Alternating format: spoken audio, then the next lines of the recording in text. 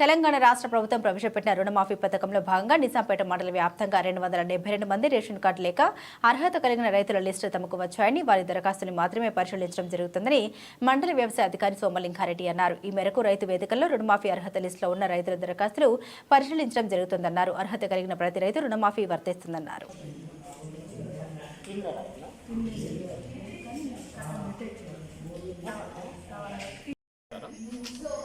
మన నిజాంపేట మండలంలో రుణమాఫీకి సంబంధించి రేషన్ కార్డు లేని దాదాపుగా 272 మంది రైతుల డేటా మన క్రాప్ లోన్ వేవర్ పోర్టల్లో ఎనేబుల్ అయ్యింది.